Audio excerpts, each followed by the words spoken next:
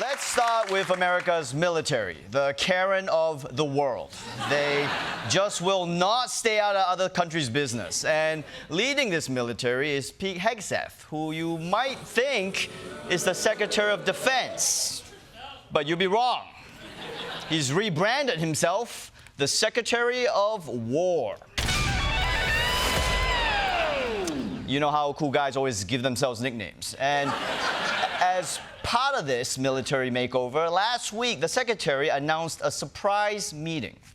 Tonight, in an unprecedented move, Secretary Pete Hegseth asking all U.S. general officers and admirals around the world to gather at the U.S. Marine Base in Quantico, Virginia. A meeting of this size in person and on such short notice is extremely rare. It's going to also potentially be a security risk, given the sheer number of military officials and how many are going to be gathered in one place at a time.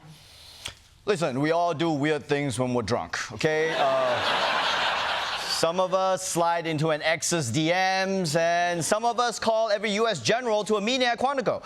But, you know, I'm sure if the Secretary is going to gather all the generals, some of them from active war zones, then he must have something very important he wants to tell them.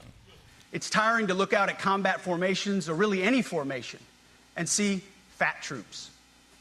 Likewise, it's completely unacceptable to see fat generals and admirals in the halls of the Pentagon.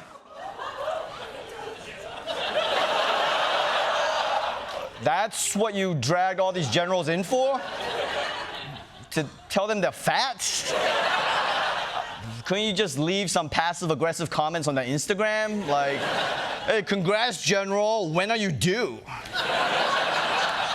I mean, this guy will text top-secret war plans, but when it comes to body shaming, he's like, I want to see their fat faces when I tell them how fat their faces are. Look, I get the military needs to be fit, okay? But in defense of fat generals, they're kind of like coaches, right? Like, coaches don't need to be fit enough to play the sport. They just have to be fit enough to date a 24-year-old.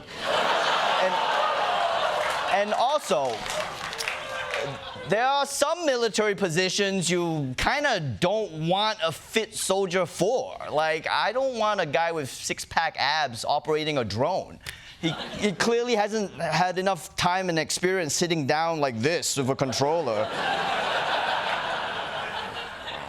Just going, okay, he's dead. But telling generals they have to get on Ozempic wasn't the whole speech. America's Secretary of War had more to say than that. No more beards, long hair, superficial individual expression. We're going to cut our hair, shave our beards, and adhere to standards. Okay, you hear that, you goddamn hippie generals?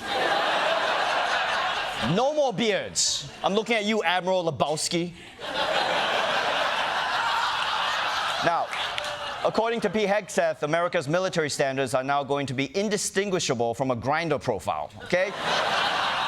No fatties, no facial hair, and get those ladies the out of my sight.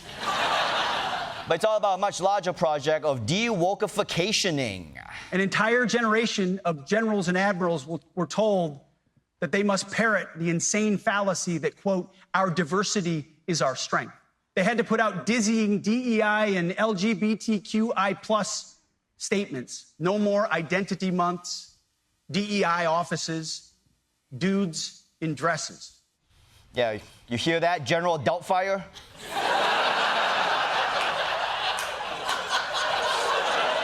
Something very weird about that general. I can't put my finger on it. Although, are we sure dudes wearing dresses doesn't work? Because the Taliban wore dresses, and it kind of worked for them. You know what I mean? I don't know, maybe the beards cancel out the dresses. So, someone check the math on that. But this wasn't just a pep talk. Pete Hegseth, the motherfucking Secretary of War, also took the opportunity to bump his book sales on Amazon. You might say we're ending the war on warriors. I heard someone wrote a book about that. Yeah. And that someone was him. Say what you want about Henry Kissinger. I mean, at least he never used his position to sell his book, 101 War Crimes to try on Cambodians.